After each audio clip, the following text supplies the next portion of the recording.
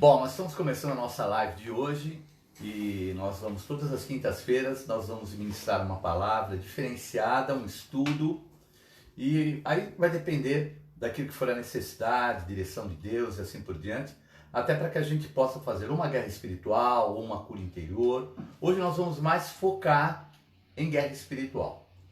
Então nós sabemos que o momento do relacionamento ficar meio restrito. Por exemplo, hoje nós estamos todos praticamente enclausurados. Então, cada um na sua casa, com o seu esposo, sua esposa, família. E obviamente, as pessoas às vezes estão tão desacostumadas a um relacionamento familiar tão próximo que pode começar a gerar algum determinado desgaste. E nós temos que discernir isso espiritualmente. Então, o homem que está acostumado a trabalhar fora, ter uma dinâmica de trabalhar, ir, voltar e assim por diante, e de repente se vê fechado. Isso causa, de repente, uma ansiedade, algum tipo de agitação. Por outro lado, a mulher que está acostumada a ter o lar limpo, tudo em ordem, tudo certinho, com os filhos, pondo todas as coisas em ordem, de repente, marido, filhos, dentro de casa. Então, há uma sobrecarga sobre a mulher. E também há um outro lado também por parte do homem, que é a responsabilidade de buscar o seu trabalho fora do ambiente que ele está acostumado a trabalhar. E, obviamente, as pressões do momento que nós estamos vivendo, a crise que está acontecendo aí fora por causa do coronavírus, faz com que os ânimos se exaltem. Mas nós não podemos ficar só restritos àquilo que são os ânimos, aquilo que é a situação humana. Então, a Bíblia fala, a respeito da palavra de Deus, que a palavra de Deus ela é uma o quê? Ela é uma espada de dois gumes e ela fere, ela alcança alma e espírito. Então, nós temos que entender e ter discernimento. Nós não podemos de maneira nenhuma ignorar os desígnios do diabo. Ele quer roubar, matar e destruir. E para isso, obviamente, ele pode usar os momentos, as oportunidades. Então, as entidades elas se alimentam de sentimentos, às vezes de veneração. E hoje nós vamos falar a respeito de uma entidade que nós vamos colocar aqui como Jezabel, para dar um cunho bíblico. Então Jezabel, a rainha Jezabel, ela é muito conhecida para aqueles que conhecem a Bíblia. Foi uma rainha que se casou com o rei Acabe. E o rei Acabe, infelizmente, era dominado por ela. E nós vemos ali uma oposição de alguém que vai se levantar, que é o profeta Elias, para fazer oposição a ela, porque ela estava criando um domínio muito forte por parte de uma entidade chamada Baal, que eram feitos sacrifícios de pessoas, uma entidade ligada à prostituição, a uma série de coisas que estavam o quê? Trazendo a cada dia mais a assolação e destruição dentro de Israel. E para isso Elias, profeta de Deus, ele se ergue. E quando ele se ergue, ele destrói todos os profetas de Baal, eram 450 que vieram contra ele. Ele consegue trazer para si o povo de Deus, o povo que estava entre dois sentimentos, e através disso ele consegue vencer, vamos dizer assim, a estrutura humana de Baal, que era o quê? A ligação que havia com os seus profetas, que foram vencidos. Nós conhecemos que foi feito um sacrifício, caiu fogo do céu, e aí, os profetas perderam. Mas a oposição maior era a da rainha Jezabel. Ela, inclusive, era descendente de um povo que era um povo muito arrogante, prepotente, Jezabel era uma fenícia. E ela era daquela região de Sidom, de Tiro, e por coincidência, entre aspas, quando se fala a respeito de Lúcifer, fala a respeito do rei de Tiro.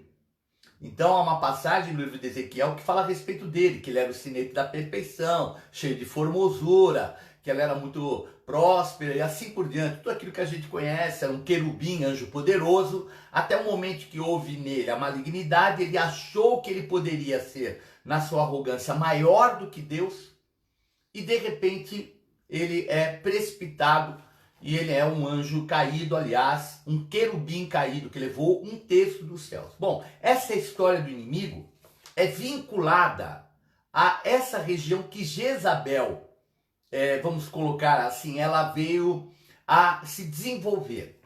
Então, a Jezabel, pessoa, figura ou personagem bíblico, não é o contexto da nossa guerra espiritual, mas a ação de uma entidade que potencializa a mulher, no caso aqui a gente vê Jezabel potencializada, e que de uma certa forma faz com que o homem fique numa condição de abatimento, aproveitando determinadas oportunidades. Então, ela influencia a mulher e faz com que o homem se torne alguém abatido. Obviamente, nem todos, nós vamos tratar a respeito disso também. Para isso, eu vou só ler a passagem bíblica para abrir o nosso estudo de hoje. Então, 1 Reis, capítulo 21, versículos de 5 a 7, diz assim: Porém, vindo a ele Jezabel, sua mulher, lhe disse: Que há que está tão desgostoso o teu espírito, e não comes pão? E ele lhe disse: Porque falei a Nabote, o jezreelita, e lhe disse: Dá-me a tua vinha por dinheiro, ou se te apraz, te darei outra vinha em seu lugar. Porém ele disse: Não te darei a minha vinha. Então Jezabel, sua mulher, lhe disse: Governas tu agora no reino de Israel? Levanta-te, come pão, alegre-se o teu coração, eu te darei a vinha de Nabote, o israelita. Então nós temos aqui esse início de caminhada nessa palavra. Qual era o relacionamento de Jezabel, que era rainha, obviamente, como eu falei, influenciada por uma entidade, uma potestade que tinha naquela região, vamos dizer, a Ciro-Fenícia, e aquela região que obviamente trouxe sobre ela um poderio como rainha sobre Israel. E o rei Acabe aqui, que nós vemos aqui, ele estava vivendo um momento em que ele ficou chateado. Ele queria comprar a vinha, que era do vizinho, para fazer compor no seu território um local mais amplo, e o vizinho não quis vender a sua vinha. E ele ficou lá, abatido, já lá na cama, deitado, entristecido, e de repente chega Jezabel e fala: por acaso você é rei ou não? O que você está fazendo aí? Abatido. Aí ele conta, e ela, com toda energia, obviamente uma entidade que nós conhecemos também, chamada Rainha dos Céus, por trás, vai e fala: deixa que eu vou resolver o problema, se não tem rei aí, eu, rainha, vou resolver. E aí ela se posiciona e faz uma coisa errada, terrível. Ela levanta uma calúnia sobre o dono da vinha, e as pessoas, dois homens malignos, se erguem como falsas testemunhas para apoiá-la. Ela manda matar a Nabote, que era o dono daquela vinha, e se apropria indevidamente e dá para o marido, que era o rei Acabe. Então, não se trata somente de nós falarmos de uma mulher, mas de uma entidade maligna que traz essa característica, que potencializa, vamos dizer, a mulher, levando o homem ou a uma condição de abatimento ou de revanchismo. Hoje nós vamos falar mais a respeito do abatimento, porque a gente vê que o rei Acabe, que era o esposo dela, já estava ali, vamos dizer assim, abatido e vendido, e deixou a mulher tomar a frente, e a mulher, Jezabel, toma a frente e causa um dano, não só no mundo natural, mas no mundo espiritual também. Então vejam bem, quando nós falamos de Jezabel, eu falei também de uma entidade chamada Viúva Negra. Mas por que vamos falar de Viúva Negra? Porque é uma característica de uma aranha. Então, não só da Viúva Negra, mas algumas aranhas, a caranguejeira e outros tipos, né, são chamadas de aranhas de barriga vermelha. Elas são aranhas que elas têm uma qualidade, uma propriedade de minar e destruir o homem. Agora, bispo, por que é essa fama que a Viúva Negra tem? Bom, já fala viúva. Viúva é a que não tem marido, o marido morreu. Mas a realidade é que a fêmea desse animal, vamos chamar Viúva Negra, dessa aranha, a fêmea é 4 vezes maior do que o macho. Então a simbologia de uma fêmea muito forte e um macho menor. E quando eles copulam, ele vai com muito cuidado, porque a maneira deles copularem ela tem na barriga dela o lugar aonde ele vai colocar, vamos dizer assim, o seu membro masculino, e ao colocar o membro masculino, ele fica de frente com ela. Imagina, 4 vezes maior o risco. Então ele vai e faz e procede dessa maneira. Quando termina a copulação, ele deixa lá como que o esperma, vamos colocar assim, é um outro fluido, e é nesse momento que ela vai ou o ataca, e geralmente quando ataca, o que acontece? O membro masculino, né, da aranha masculina, macho, está lá dentro, ele quebra. E ali há uma perda, uma espécie de uma hemorragia. Ele que já tinha perdido, vamos dizer assim, já através daquele momento, uma série de líquidos que são importantes para beber, quebra também e ele praticamente morre quase que imediatamente. Então, fragilizado, aí vem a viúva negra e se alimenta do cadáver dele. Então, além de provocar a morte, depois se alimenta do cadáver dele. E ela se alimenta porque, obviamente, depois aquela situação, ela vai gerar, porque dentro existem já os ovos que vão ser gerados, então ela vai ter que ter energia. E a primeira coisa que ela vai se alimentar é do macho. E pior, depois que ela se alimenta do macho, ela envolve o macho numa teia, e com essa teia, ele fica ali vedado até que ela põe os ovos, e os ovos depois geram as aranhinhas, e as aranhinhas vão se alimentar do próprio pai. Então vejam que assim, né? Obviamente nós estamos falando daquilo que é a condição da natureza. Mas para nós atendermos para isso, né? Porque existem coisas que existem na natureza que por trás são entidades que agem trazendo esse nível de destruição. E nós vamos chamar então Jezabel, essa entidade também de Viúva Negra. E vejam que Jezabel não aparece só no livro dos reis. Ela aparece também no livro de Apocalipse como uma pessoa muito maligna que havia dentro de uma igreja, que obviamente induzia as pessoas à prostituição. Isso no livro do Apocalipse. Mas vamos falar então dessa característica dessa entidade que nós vamos chamar de Viúva Negra, é que ela quer levar o homem ao abatimento, potencializando a mulher. Então nós vivemos um momento, né, muito difícil, já passamos por um momento de crise muito difícil, e nesse momento de crise nós percebemos que muitas mulheres começaram a ter que trabalhar, se levantaram para trabalhar, para buscar valores, tudo, e de repente o marido, por causa de um desemprego, a crise que nós vivemos, as mulheres começaram a se potencializar. Se uma mulher não tem discernimento e de repente ela não percebe que isso faz parte daquilo que eles são, porque os dois são uma só carne, ela começa a se colocar e se abrir para um sentimento que uma entidade espiritual chamada Rainha do Céu, ou que nós possamos colocar até Viúva Negra, começa a colocar no coração dela.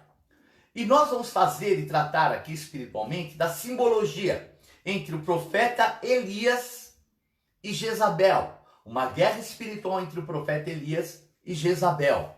Então, ela quer levar o homem ao abatimento, potencializando a mulher, primeiro, através da intimidação, da dureza do coração. Então, momentos difíceis, momentos de crise, geram situações muitas vezes de conflito. E é nesse momento que nós vemos que muitas vezes essa entidade quer se posicionar, se pronunciar, e pode usar tanto o homem quanto a mulher. Mas hoje nós estamos falando mais da maneira com que é usado na mulher. Então ela toma uma atitude, ameaça, falou, olha, vou fazer como você fez aos meus profetas, se você não estiver vivo. Então essa passagem bíblica que você pode ler aqui, fala a respeito de que ela sentencia Elias à espada, pela morte à espada. Então o que a gente começa a entender disso? Começa a entender do que é a ameaça que essa entidade faz, usando muitas vezes a mulher em detrimento daquilo que é o homem. Então dois caminhos existem. Ou o homem vai revidar e daqui a pouco entram num conflito, e entrando num conflito, o que pode acontecer? Fica um do lado e outro do outro. Essa oposição gera uma situação de antagonismo dentro do lar, e um lar que tem que andar em comunhão, principalmente no momento desse de quarentena. Então o homem e a mulher têm que ter discernimento. O que é carne, o que é alma e o que é o mundo espiritual. Para que momentos que possam existir de conflito não se tornem situações mais graves. Eu estava vendo um noticiário, um senhor que ele tinha acho que mais de 70 e poucos anos, 80, quase 80 anos, acho que até 80 quase mesmo. Ele de repente queria sair, a mulher não queria que ele saísse por causa da quarentena. E ele queria sair, ela não queria. Por incrível que pareça, ele matou a mulher por causa disso. Será que foi por esse motivo? Obviamente que não. Porque se ele quisesse sair, ele saía. Mas a realidade é que o que usou essa situação foi a mulher, e vejam bem, ela tinha até razão do que ela estava falando. Não estou falando de razão. Mas vejam que usou esse momento para trazer um sentimento de opressão no marido, e o marido revidou. Mas existem maridos que não vão revidar, que de repente vão se sentir constrangidos. Veja que essa entidade que estava por trás de Jezabel trouxe algo que começou a abater. Veja, quando ela amaldiçoa, ela fala assim: assim me façam os deuses de outro tanto, se de certo amanhã estas horas não puser a tua vida como a de um deles. Então vejam, a palavra que saiu da boca da Jezabel era pesada e trouxe o quê? Ocasião. Então a Bíblia fala: maldição sem causa não prospera. Mas se houver causa, a maldição pode prosperar. E Elias tinha erros na vida dele. Ele não podia estar matando profetas de Baal, ele podia até induzir os homens a fazer isso, mas ele fez. Então, nesses ambientes, o que o diabo quer é base legal. E Elias, infelizmente, tinha dado base legal. E dando base legal, a maldição tomou ocasião. E o que nós temos que entender? Que às vezes há um erro no homem, há um erro na mulher, amém? Erro todo mundo pode ter. O que não pode sair da nossa boca são palavras de maldição. Tanto do homem para a mulher, quanto da mulher para o homem. Então vejam que aqui então começa esse processo de intimidação.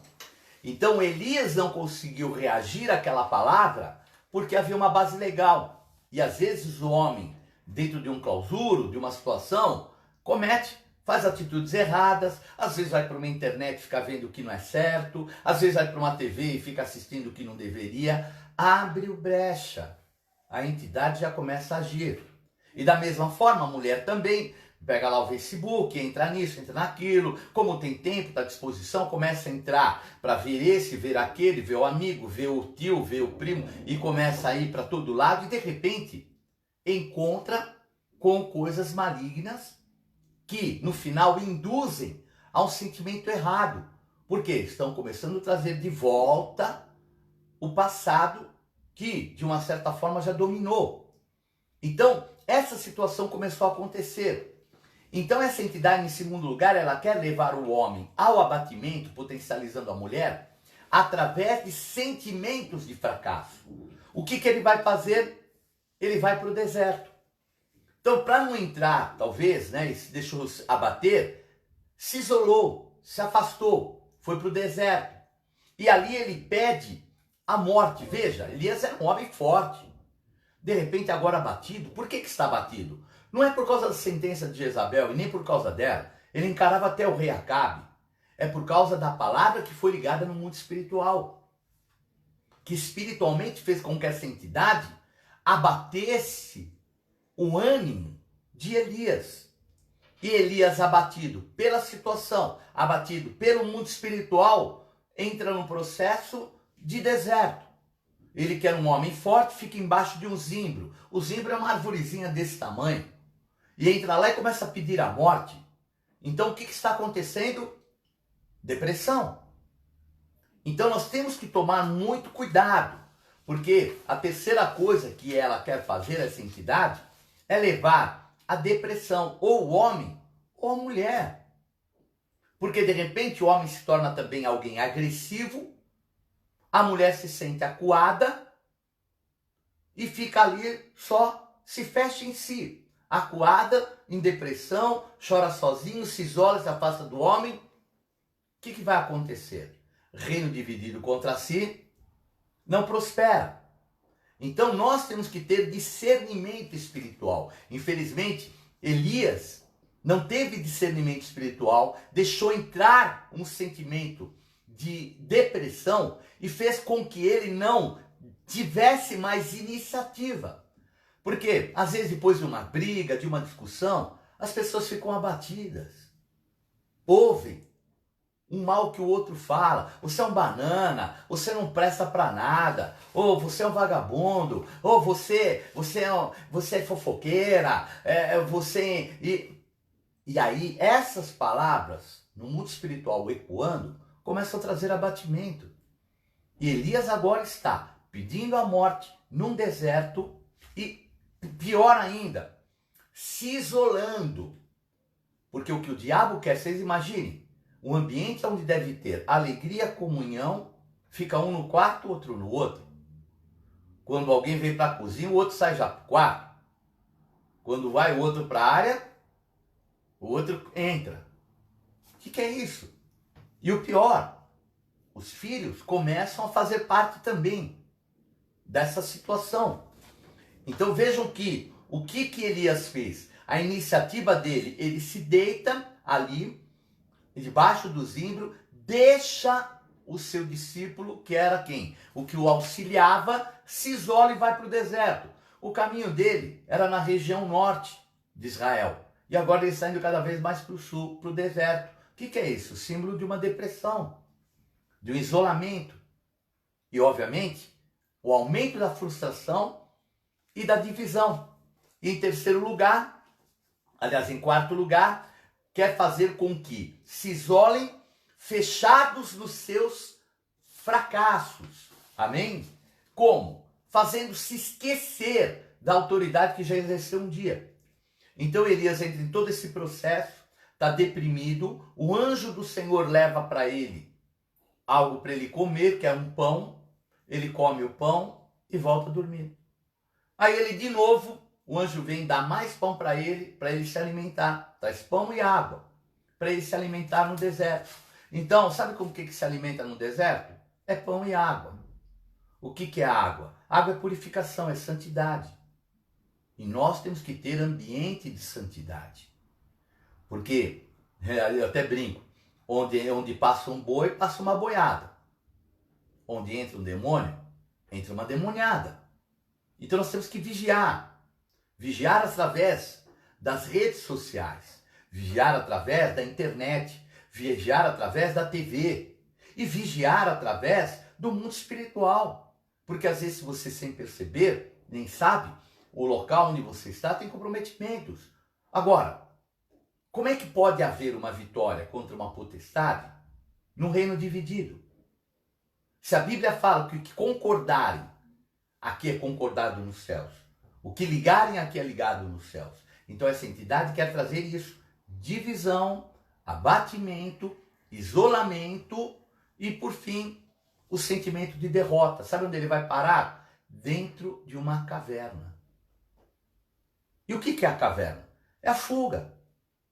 E não adianta nós deixarmos o sentimento contrário nos levar a uma fuga.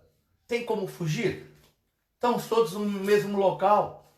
Tem, sabe o que? Nós aprendemos a andar em aliança, em comunhão e repreender. E aprendemos a lidar com os nossos sentimentos em momentos de crise. Porque nós temos que entender o dia mal da outra pessoa. E a outra pessoa entender o nosso dia mal.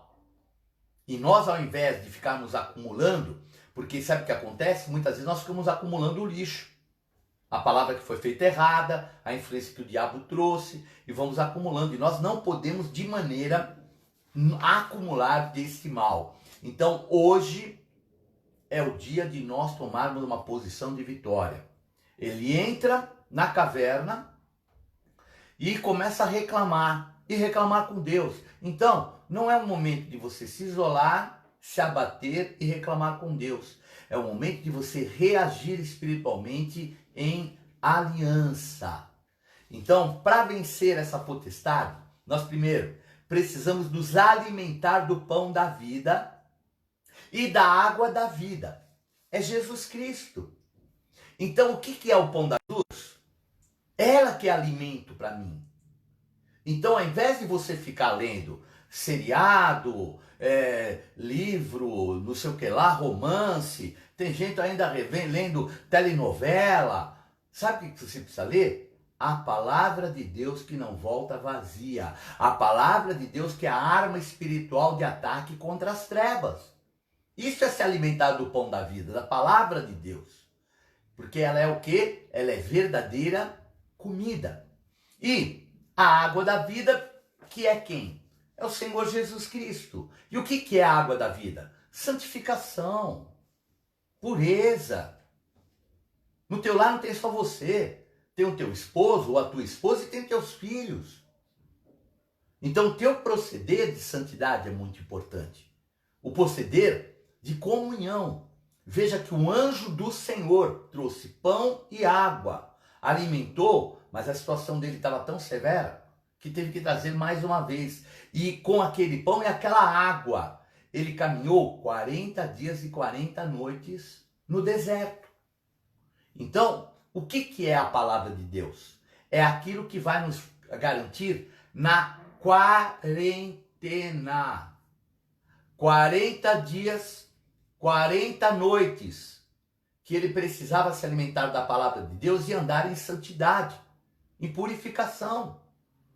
E nós temos que entender isso espiritualmente, para que nós possamos, nesse tempo de quarentena, não deixar que o mal predomine dentro e fora.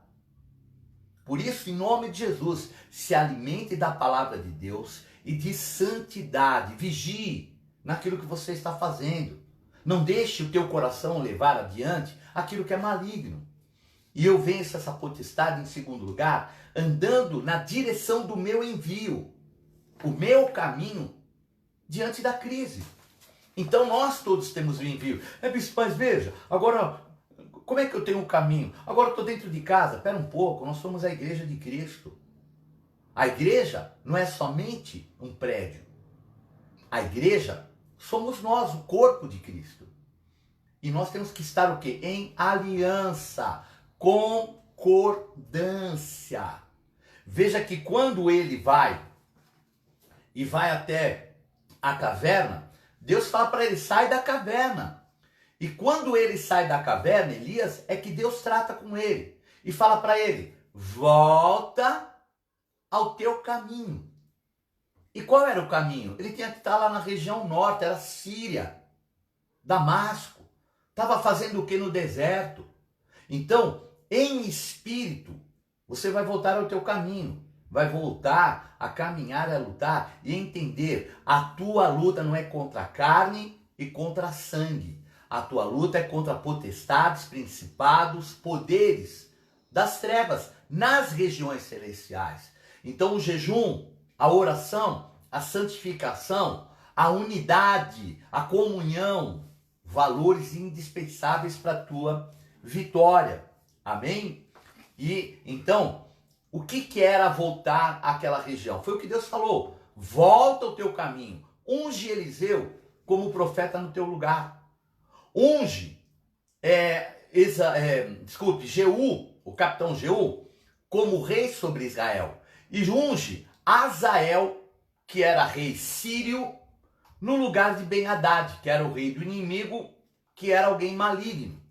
Então, ele tinha poder e autoridade e unção para ungir 3 pessoas. Manter aquilo que era o envio dele. O que é o nosso envio? É o nosso chamado. Não é o fato que é uma quarentena que eu vou deixar de lado o meu chamado. Que eu vou ignorar o WhatsApp, que eu vou ignorar aquilo que eu tenho que fazer para a igreja, que eu vou ignorar que a igreja precisa de uma oferta para se manter em pé, que eu vou ignorar que o meu dízimo deve ser consagrado ao Senhor, para que a gente possa, através da TV e da rádio, levar o evangelho, principalmente num momento tão difícil como esse. Por que Deus mandou ele ungir 3 pessoas? Eliseu, como profeta no seu lugar. Então, o que nós temos que fazer? Nós temos que potencializar pessoas para serem o quê? Sucessores. E fechado dentro de um lugar, como é que nós podemos fazer sucessores? TV e rádio, internet, fazendo bom uso dela. E é o que nós temos que fazer nesse tempo difícil. E aí ele fala, unge Jeú como profeta no teu lugar, unge Jeú como rei sobre Israel. E sabe quem era Jeú? Jeú era um general, um capitão poderoso e violento. Então, Deus fala para ele, quem escapar da espada de Eliseu, Jeú o matará. Quem escapar da espada de Jeú, Azael o matará. O que estava o Senhor falando? Elias, você não é o cara que foi criado e chamado para matar. Correto? Quer dizer, não faça mais aquilo que habilita o mundo espiritual contra você e contra os teus.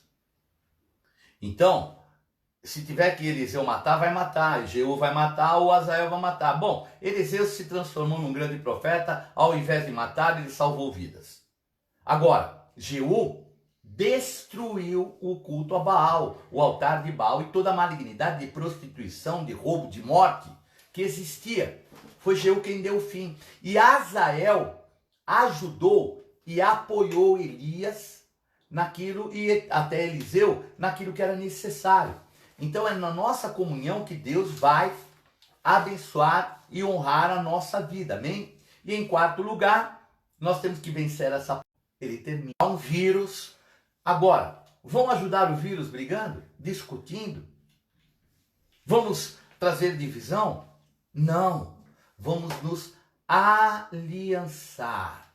Aliançar. Ele entendeu, fez uma aliança com Eliseu. Eliseu fez coisas que eram muito importantes para Elias. Ele entendeu, selou uma aliança com Jeú. Sabe o que Jeú fez? Jeú acabou com Jezabel. Acabou com Jezabel.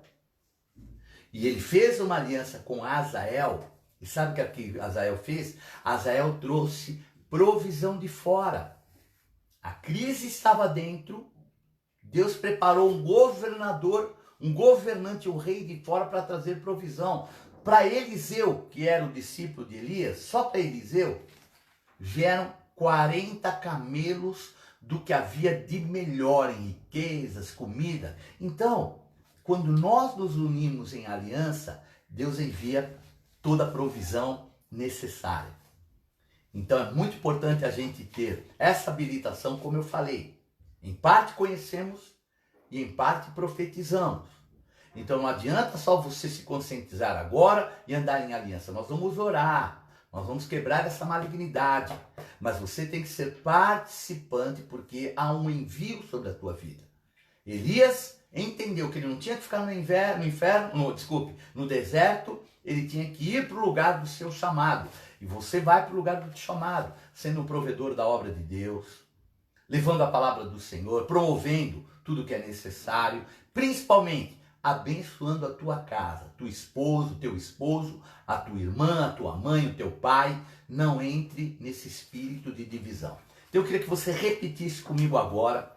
Nós vamos orar e vamos desligar, vamos usar da autoridade que Deus nos deu como deu a Elias. Repita comigo. Eu repreendo toda obra da rainha dos céus e eu quebro toda sentença vinda por parte dela, dessa viúva negra maligna. Eu quebro toda a malignidade dela na minha família. Eu quebro toda a influência hereditária dela na minha vida. E eu rejeito todo espírito familiar que traz abatimento. E eu não aceito mais a interferência dessa entidade na minha vida conjugal. Eu rejeito todos os sentimentos de derrota deixados por essa entidade. Eu me coloco acima de todas as suas ameaças em Jesus Cristo. E eu não vou mais sucumbir aos seus sentimentos de fracasso e de frustração. E eu quebro todo o domínio das entidades na minha alma e nos meus relacionamentos. Eu saio da caverna de isolamento e de complexos que ela me colocou em nome de Jesus Cristo. Eu a coloco embaixo dos meus pés e daqueles que estão abaixo de mim, em nome de Jesus Cristo. Feche os teus olhos e vamos orar. Senhor, em nome de Jesus Cristo, nós nos colocamos agora, Pai, em aliança, em comunhão, com a autoridade do envio, e repreendemos toda a potestade da rainha do céu, da viúva negra, de Jezabel, entidade que quer trazer oposição entre familiares. Caia por terra agora. E em aliança, em concordância, nós pedimos, Pai, envia o suprimento, Pai. Envia, Senhor, um Eliseu que vai concluir aquilo que é necessário, que vai trazer o poder de multiplicação, que vai interferir na vida, Senhor, financeira, assim como 6 milagres, Pai, de Eliseu, foram na vida, Senhor, para trazer a restituição do tempo, Senhor, de crise que houve em Israel. Eu profetizo esse tempo, Senhor. Envia um Jeú, alguém forte, que vai acabar com toda a malignidade, que vai acabar, Senhor, com aqueles que são enviados do inimigo para trazer abatimento, destruição, roubo, da paz, da equilíbrio, nessa jornada em nome de Jesus Cristo.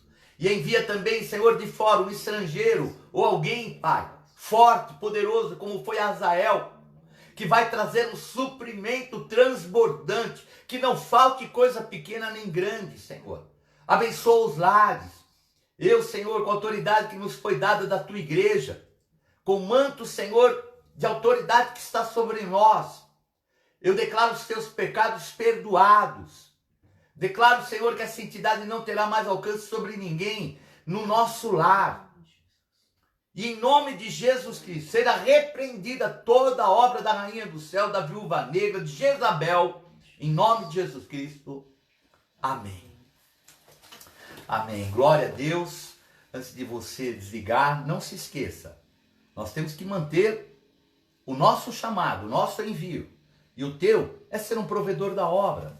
Então coopere com aquilo que você puder. Eu vou deixar no nosso Face, no nosso Instagram, mesmo no YouTube, o lugar onde você pode fazer a sua oferta. Para a Igreja Apostólica Renascer em Cristo, nós temos rádios, TVs e precisamos mantê-las no ar, para que, como essa palavra vai chegar a você, possa chegar a muitos. Então que Deus possa te abençoar e te honrar, Deus possa engrandecer e trazer sobre a tua vida comunhão, aliança e vitória.